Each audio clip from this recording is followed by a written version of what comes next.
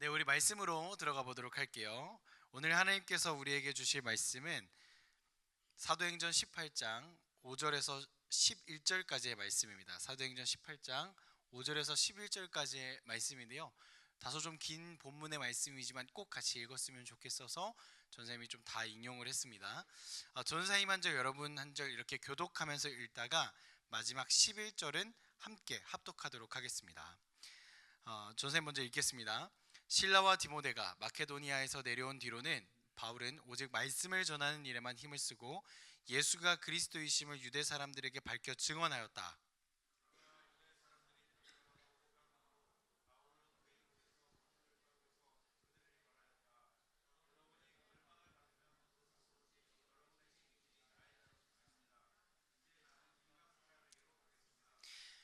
바울은 거기를 떠나서 디디오 유스도라는 사람의 집으로 갔는데 그는 이방 사람으로서 하나님을 공경하는 사람이고 그의 집은 바로 회당 옆에 있었다.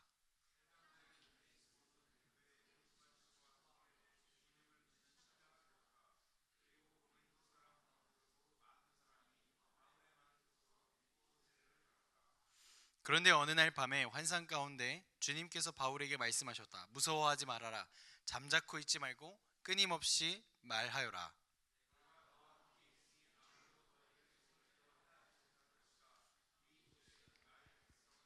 함께 읽습니다. 바울은 그들 가운데서 하나님의 말씀을 가르치면서 1년 6개월 동안 머물렀다. 아멘.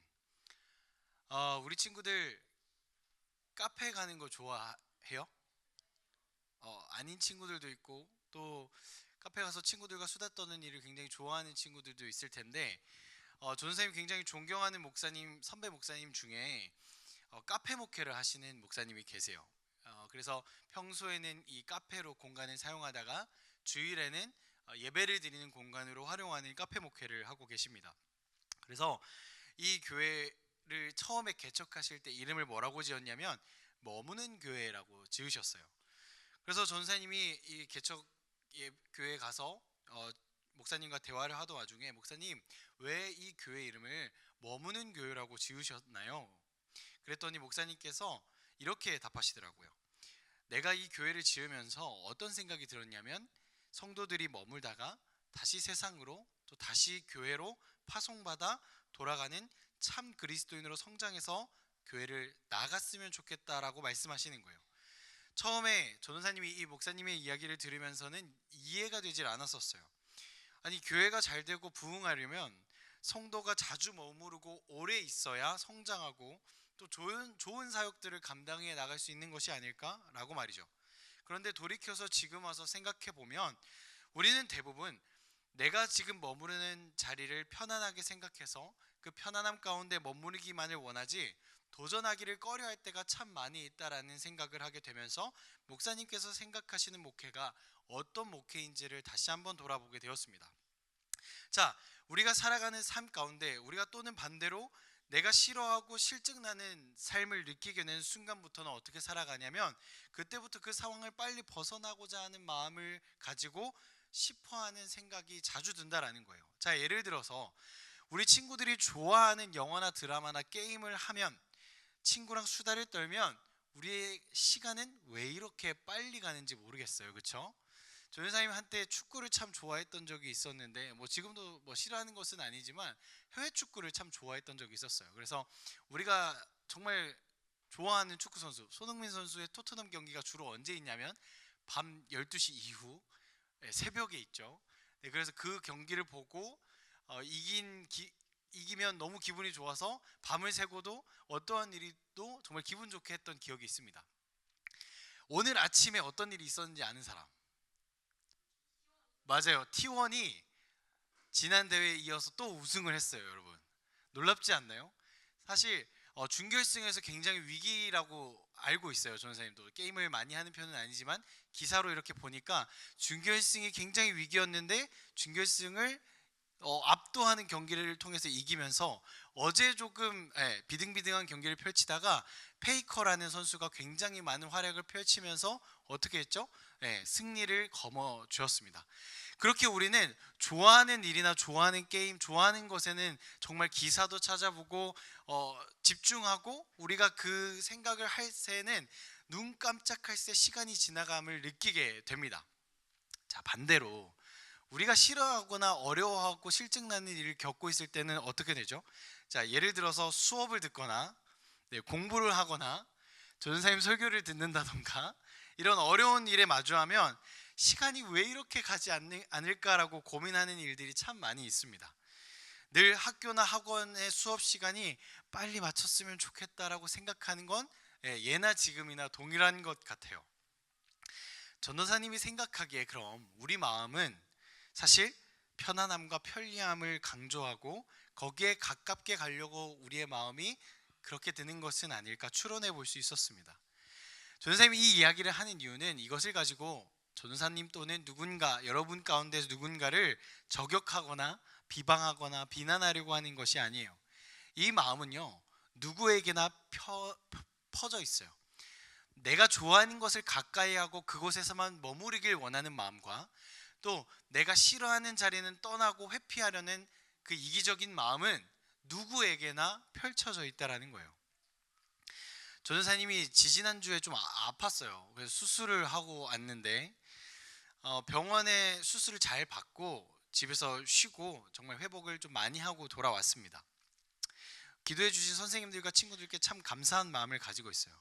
근데 전도사님이 병원에 있을 때 수술을 하고 토요일까지 이렇게 입원을 해서 병원에서 지내는데 한 3, 4일 정도의 시간이었어요. 화요일날 입원을 해서 수술을 해서 수요일날 수술을 해서 토요일까지니까 화수목금토 한 4박 5일의 일정이죠. 전도사님이 여기 이제 흉관경이라는 수술을 통해서 종양을 제거하는 수술을 받았는데 갈비뼈에 있는 살점을 통해서 구멍을 3개를 뚫어서 수술하는 방법이에요. 혹시 모르는 친구 있을까봐.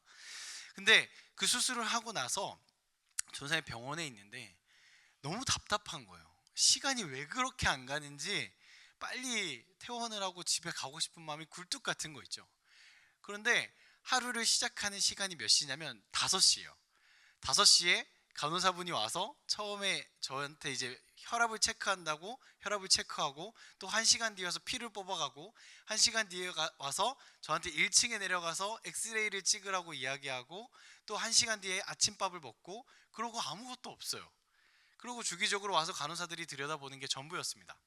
그러다 보니까 전사님이 이 갈비뼈 쪽이 아프다 보니까 앉아서 뭐 컴퓨터를 할 수 있는 것도 아니었고 핸드폰도 왼손이 어려워서 한 손으로 겨우 붙잡고 있는 상황이었거든요.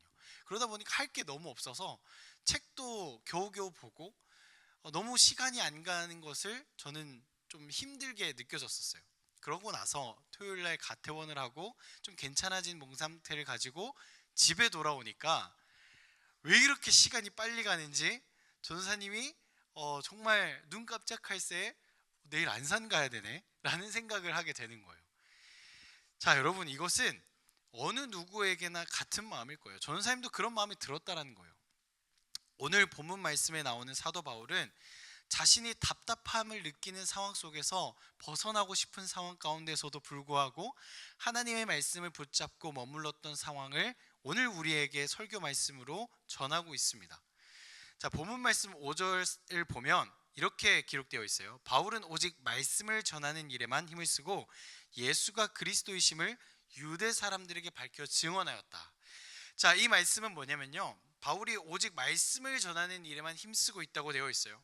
근데 그 사도 바울이 말씀을 전하고 있는 대상이 누구라고 이야기합니까? 바로 예수 그리스도의 힘을 누구라고 전한다고요? 유대 사람들에게 밝혀 증언하였다라고 이야기하고 있어요. 여러분, 우리가 아는 유대 사람들은 어떤 사람입니까? 여러분이 알고 있는 유대인들은 어떤 사람들이죠? 바로 하나님의 백성이라고 이야기하는 선민 사상을 가지고 있는 사람입니다. 그 말씀은 뭐냐면 나는 하나님의 백성이야, 나는 하나님의 사람이야 라고 이야기하는 거예요. 나는 하나님의 선택된 사람이야. 근데 그들이 가지고 있었던 게 뭐였냐면 바로 하나님께서 우리를 택하셔서 이 자리 가운데 부르셨고 분명 언젠가 우리를 로마와 세상으로부터 구원할 메시아, 구원자를 보내실 것이야 라고 믿는 사람들이었어요.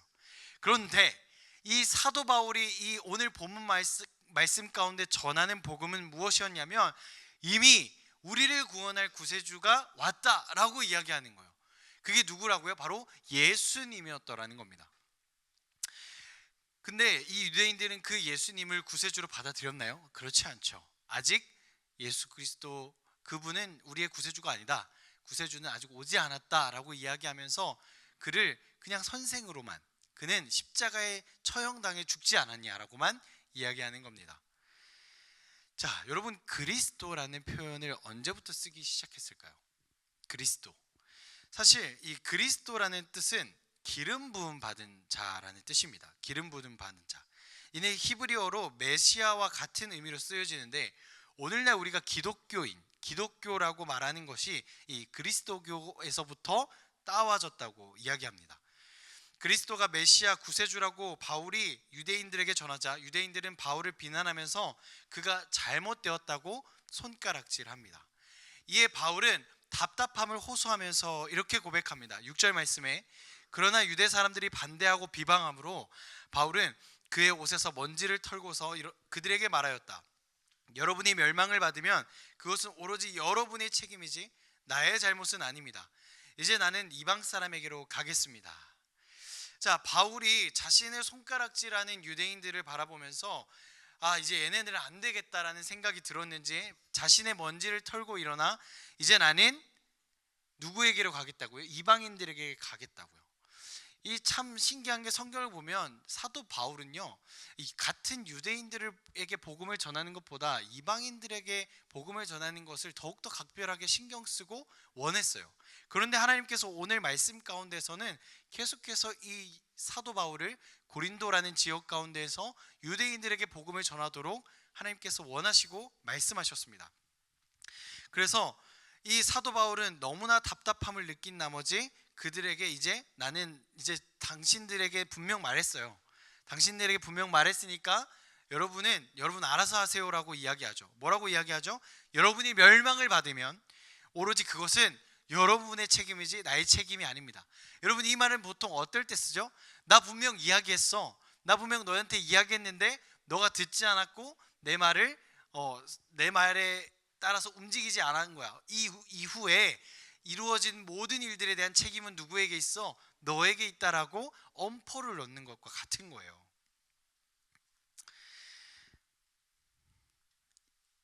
답답했던 바울은 이후에 이 디디오 유스도라는 이방인의 집에 머물게 됩니다. 이 디디오 유스도라는 사람은 어떤 사람이었냐면 유대인은 아니었어요. 이방인이었음에도 불구하고 그의 집이 회당 바로 옆이었는데 이 사람은 회당 옆에 거주하면서 하나님을 경외하고 공경하는 사람이었습니다. 7절 말씀에 이렇게 기록됩니다. 바울은 거기를 떠나서 디디오 유스도라는 사람의 집으로 갔는데 그는 이방 사람으로서 하나님을 공경하는 사람이고 그의 집은 바로 회당 옆에 있었다. 여러분, 당시 유대교 회당은요, 오늘날로 치면은 집회와 교육소 역할을 감당하는 곳이에요. 예를 들면 뭐 고등학교나 어떤 집회 장소를 할 수 있는 집회소 그 정도였을 것 같아요. 유대인들이 모여서 함께 이야기할 수 있는 곳들. 그런데 그 디디오 유스도가 회당 옆에 집에 거주하면서 아무래도 유대인들의 영향을 많이 받아서 하나님을 경외하고 공경하는 사람이었다라고 기록되어 있죠. 그러다 보니까 이 디디오 유스도는 사도 바울의 이야기를 듣고는 이 복음을 받아들이고 그가 훗날 이 디디오 유스도의 집이 고린도 교회의 초석이 되는 역사가 되게 됩니다. 특히 이 디디오 유스도의 집에서는 어떤 일이 벌어지냐면 유대교의 회당장이었던 그리스보가 바울이 선포한 말씀을 받아들여서 예수님을 구주로 영접하고 스스로 바울에게 세례를 받기까지 하는 일이 벌어지게 됩니다.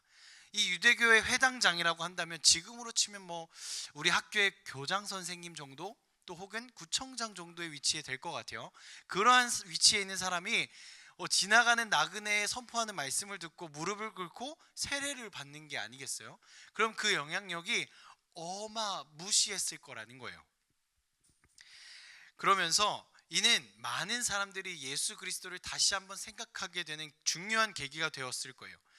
유대교회 회당장이었던 그리스보가 예수님을 구주로 영접하고 이방인이었던 디디오 유스도가 자신의 집을 바울에게 내어놓으며 섬긴 것을 통해서 그 당시에 이 주변에 있던 고린도의 많은 사람들이 예수님을 주인으로 모시는, 예수님을 구주로 영접하는 역사가 펼쳐지게 됩니다. 8절 말씀에 이렇게 기록됩니다. 회당장인 그리스보는 그의 온 집안 식구와 함께 주님을 믿는 신자가 되었다. 그리고 고린도 사람 가운데서도 많은 사람이 바울의 말을 듣고서 믿고 세례를 받았다. 여러분, 참 신기하지 않나요? 그렇게 이 회당에서 하나님을 믿는 자라고 하는 사람들이 모여 있는 곳에서 바울이 선포했던 말씀은 씨알도 먹히지 않았었는데, 그 옆에 이방인의 집에서 하나님의 역사가 이루어졌다는 사실은 놀랍지 않나요? 심지어 그 이방인의 집에서 유대인들의 회당장이었던 그리스보가 오히려 회당이 아니고 회당 옆에 있었던 곳에서 예수님을 구주로 영접하는 일이 벌어졌다라는 거예요.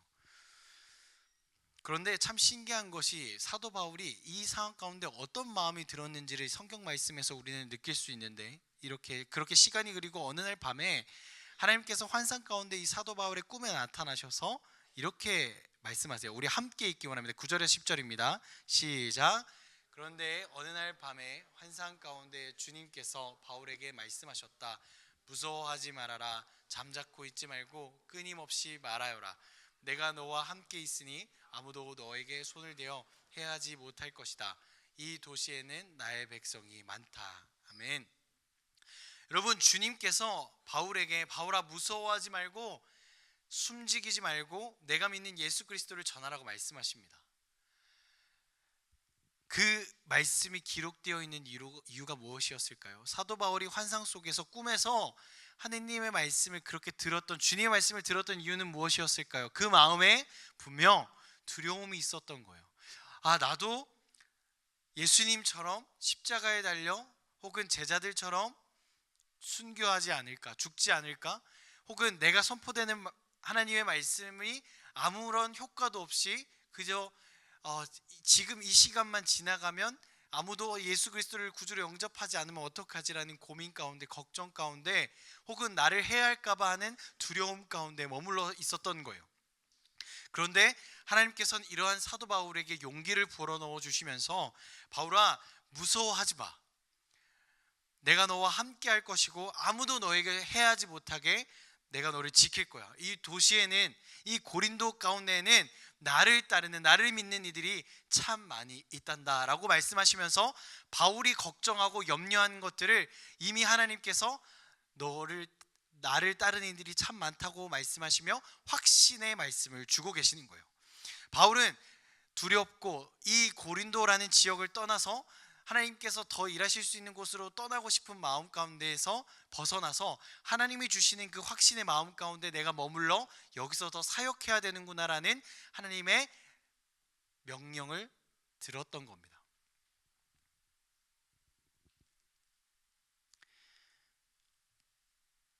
그 이후 어떻게 됐을까요?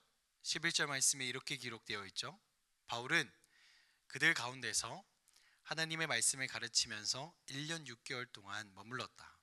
여러분, 바울이 전쌤이 이전에 얘기했던 이 꿈, 환상을 보고 나서요, 어떻게 됐다고요? 그 고린도 지역을 바로 떠난 것이 아니라 1년 6개월 동안 머물렀다라고 되어 있습니다. 사랑하는 여러분, 바울은 하나님을 믿는다고 하는 유대인들이, 하나님의 말씀을 따른다고 하는 이 유대 사람들이 어떻게 예수 그리스도를 믿지 않을 수 있을까라고 붙잡혀서 답답하고 힘들어하는 상황이었을 거예요. 이 상황 가운데 하나님의 말씀을 전해야 했던, 하나님의 말씀에 붙잡혀 여기서 복음을 전해야 했던 바울은 답답하고 오히려 이 상황을 벗어나고 싶었던 심경이었을 겁니다. 그런데 그 자리 가운데 하나님의 말씀에 순종하여 도망치지 않고 무엇을 보았나요? 그곳에서 하나님의 일하심을 보고 또 보았습니다. 하나님의 말씀을 따르고 믿는 그 유대인들의 회당이 아니라 오히려 그 옆에 이방인의 집에서 하나님의 교회가 세워지는, 귀한 역사가 일어났습니다. 자, 우리에게로 돌아와 보죠. 여러분, 우리는 오늘 교회에 나와 예배를 드리고 하나님을 믿는다고 이야기하면서도 왜 하나님의 일하심을 보지 못할까요? 분명 나는 내일이면 좀 괜찮은 삶을 살아가게 해달라고 오늘 기도하고 내일도 기도하지만 우리의 오늘은, 우리의 내일은 왜 달라지지 않을까요? 그것은 우리가 하나님의 말씀에 붙잡혀 머무르지 않기 때문입니다. 그것은 하나님의 말씀을 향하여 귀 기울이지 않고 달려나가지 않기 때문이에요.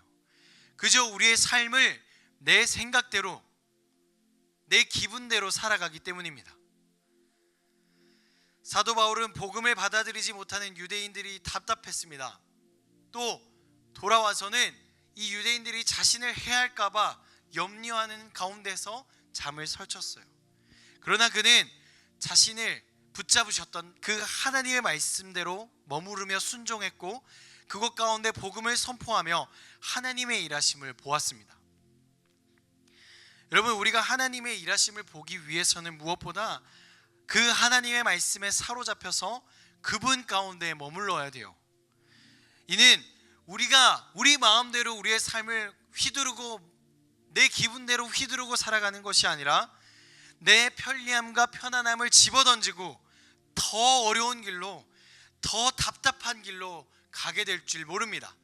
하지만 그 길 끝에는 무엇이 있냐면 하늘에 나는 새도 돌보시고 온 땅에 충만하신 하나님의 사랑이 여러분을 기다리고 있고 그 평안함이 여러분의 선물같이 다가오게 될 것입니다. 여러분, 사랑하는 틴즈파이어 우리 청소년 교회 여러분, 하나님의 말씀에 머무르길 원합니다. 그 말씀은 다른 어떤 것도 아니에요. 하나님의 말씀 가운데 귀를 기울이는 것, 우리가 오늘 하나님께 감사의 찬양을 올리는 것, 나의 어려움을 하나님께 기도하는 것, 내가 오늘 이 시간을 내어 하나님 앞에 예배하는 것입니다. 예배드리기 싫다고 도망가고 이 시간을 핸드폰으로 때우면요, 여러분 지금은 편할지 몰라요. 그러나 그 삶은 죽음의 길로 가는 길입니다. 여러분, 살아야 합니다. 겉으로만 사는 삶 말고요, 하나님께 붙들려 영적으로 사는 삶을 살아나야 합니다. 오늘 예배하는 우리 틴즈파이어 예배자 모든 한 사람 한 사람이 그런 귀한 삶을 결단하기 원해요. 전도사님이 이번 수술 과정 중에 깨달은 것이 하나 있어요. 하나님, 왜 저를 이 상황 가운데에 머물게 하십니까?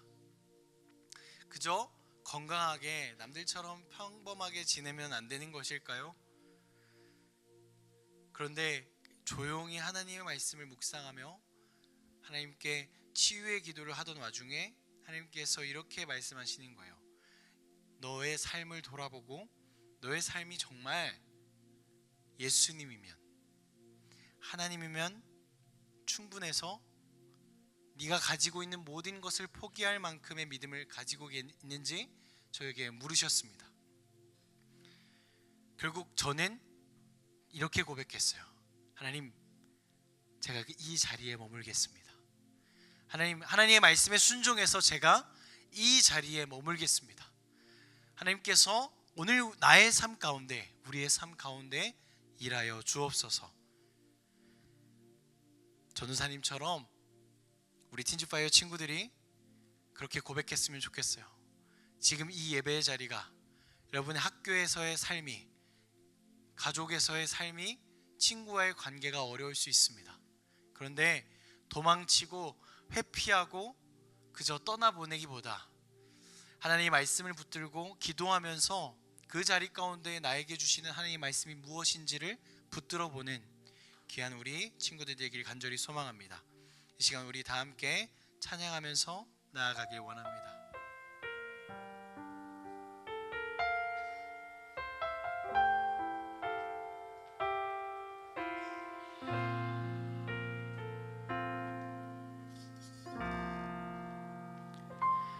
하늘에 나는 새도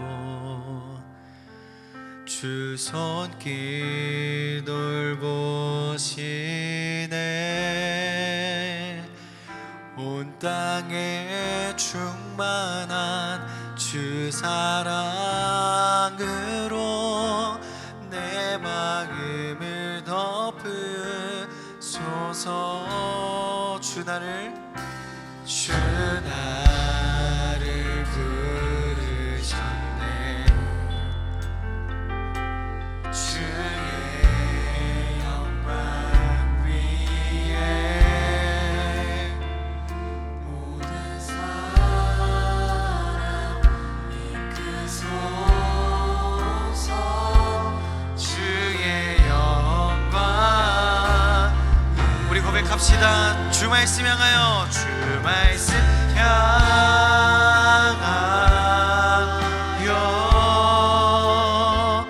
달려가리라.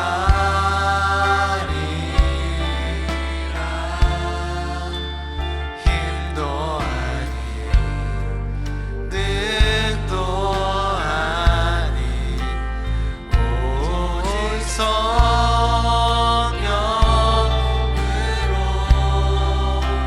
주 얼굴 향하여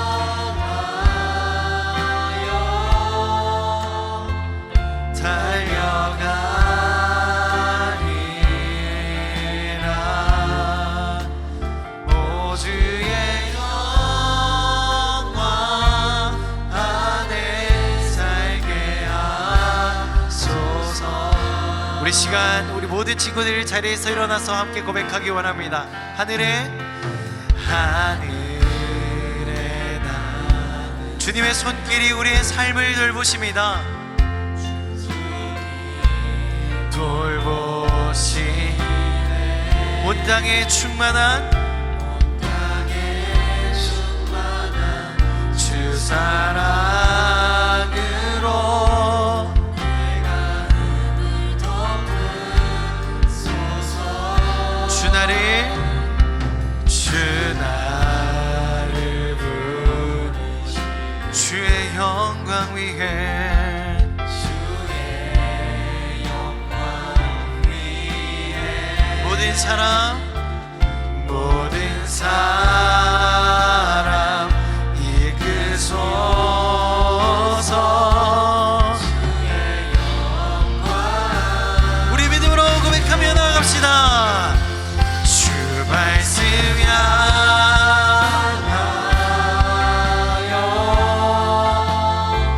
달려가리라.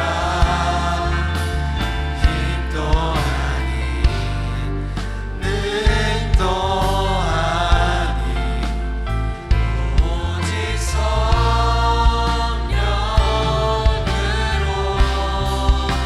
주 얼굴 향하여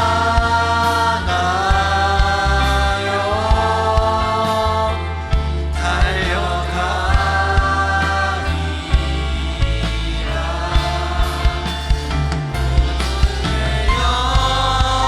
영광 안에 우리 한 번 더 주 말씀 향하여, 주 말씀 향하여 달려가리라.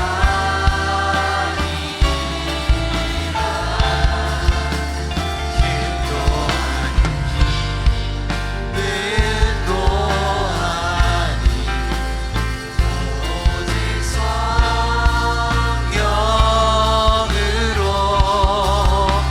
주 얼굴 향하여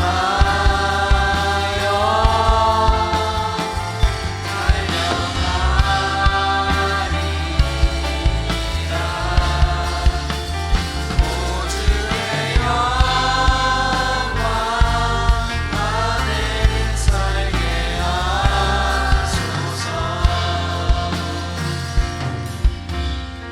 사랑하는 여러분, 이 시간 두 눈을 감고 우리 마음을 다해 뜨겁게 한번 기도했으면 좋겠어요. 여러분의 상황 가운데 머무르기 어려운 친구들이 분명 있을 겁니다. 내가 이 시간을 견뎌내는 게 의미가 있을까? 내가 이 시간을 버텨내는 게 아무런 도움이 되지 않는 것 같은데, 너무 힘들기만 한 것 같은데 어떻게 해야 할까? 여러분, 우리의 마음 가운데에서 어려운 것을 하나님께 고백하십시오. 이 시간 기도할 때, 하나님, 나의 어려운, 나의 문제, 내가 이 시간을 버텨내기가 힘들어서 하나님 앞에 나와싸우니 하나님께서 나를 붙들어 주시고 나와 함께 하셔서 내가 이 인고의 시간을 통하여서 하나님의 일하심을 보게 하여 주시옵소서. 그것이 나의 삶의 이유임을 믿사오니 하나님 이 시간 우리에게 말씀하여 주시옵소서. 사도별같이 하나님 우리에게 환상을 보여달라고 이 시간 다 함께 주여 한번 머리 짚고 뜨겁게 기도하며 나아갑시다. 주여, 사랑의 아버지 하나님, 오늘 말씀 가운데 우리가 머물기 원합니다. 하나님께서 주신 그 말씀 가지고 붙들기 원합니다. 하나님, 우리의 삶이 내가 회피하기만 하고 내가 멀어지고 도망치려고만 했다면 이제 그런 것이 아니라 주의 말씀을 붙잡고 내가 어렵더라도 힘들더라도 하나님의 말씀에 머물러서 내가 이 상황을 버텨내고 하나님이 승리하실 때까지, 하나님이 일하실 때까지 내가 그 자리 가운데서 믿음으로 하나님을 선포하며 나아가게 고백하오니 오늘 시간 우리 마음 가운데 함께 하여 주시옵소서. 주님만을 붙들고 나아가는 우리가 되길 소망합니다. 하나님 함께 하여 주시옵소서. 온전히 주님만을 믿으며 나아가는 우리가 될 수 있도록 함께 하여 주시옵소서. 주님 믿습니다. 주님 함께 하여 주시옵소서.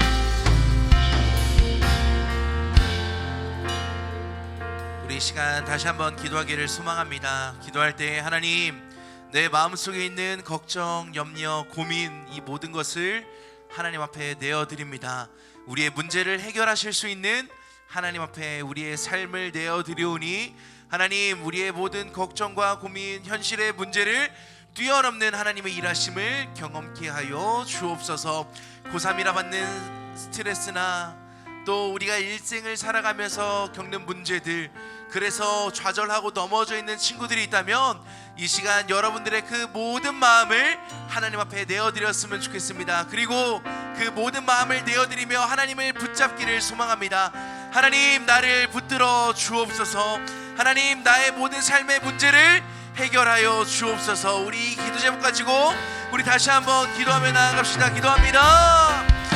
사랑과 내가 충만하신 아버지 하나님, 이 시간 하나님 앞에 여전히 해결되지 않은 문제들 가지고 나왔습니다. 염려와 고민, 걱정과 두려움으로 인해 하나님을 온전히 바라보고 있지 못할 때도 있습니다. 그러나 하나님, 이 시간 우리의 모든 문제를 해결해 주실 수 있는 하나님께 우리의 마음을 내어드리고 우리의 삶을 내어드리기로 결단합니다. 하나님, 우리의 삶에 일하여 주옵소서. 주의 놀라운 뜻을 이루어 주옵소서. 하나님, 우리가 학교에서, 학원에서, 가정에서, 친구와의 관계에서 겪는 여러 가지 문제들, 고민들, 아픔들 주님 앞에 다 내어드리겠습니다. 하나님, 나의 삶에 당신의 일하심을, 당신의 역사를 이루어 주옵소서. 우리 특별히 고3 학생들, 주님, 수능이 얼마 남지 않아 걱정하고 염려하고 있을 텐데 하나님, 이들 마음에 담대함을 허락하여 주옵소서. 모든 문제를 이게 해결하고 남는 주님의 일하심을 허락하여 주옵소서. 그래서 결국 이들의 입술에서 하나님을 향한 감사와 찬양이 표현되는 아름답고 복된 삶 되게 하여 주옵소서.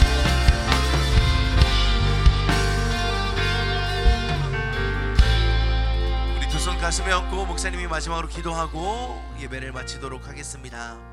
하나님, 마음속에 있는 걱정, 염려, 근심, 두려움, 이 모든 것을 이 예배 시간 하나님 앞에 내려놓습니다.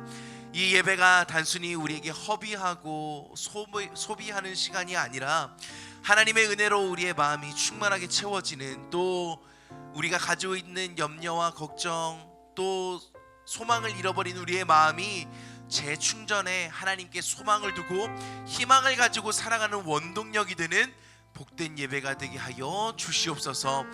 우리가 하나님 앞에 가지고 나온 이 마음 주님께서 기억하여 주시고, 또 하나님 앞에 가지고 나온 우리의 예물 또한 기억하여 주셔서 이들이 삶의 자리 가운데서 날마다 부족함 없는 하나님의 일하심과 축복을 경험케 하여 주옵소서. 이제 새로운 한 주간의 삶이 시작됩니다. 여전히 걱정되고 해결되지 않는 문제들도 있지만 가정에서, 학원에서, 학교에서, 친구와의 관계 속에서 여전히 우리를 넘어뜨리고 무너지게 만드는 문제들이 있지만 하나님과 함께 그 문제를 잘 이겨내 다음 주 이 예배의 자리 가운데 나왔을 때 하나님을 향한 감사를 고백할 수 있는 믿음의 청소년들, 교사들 되게 하여 주옵소서. 이제는 우리 구주 예수 그리스도 구원의 은혜와 아버지 하나님의 사랑하심과 성령님의 감화 감동 역사하심이 사랑하는 모든 청소년들과 교사들 머리 위에 하나님 앞에 승리하겠다라고 결단하고 돌아가는 우리 믿음의 자녀들 머리 위에, 이들의 삶 위에, 이들의 가정 위에 이제부터 영원토록 함께 하시기를 간절히 축원하옵나이다. 아멘.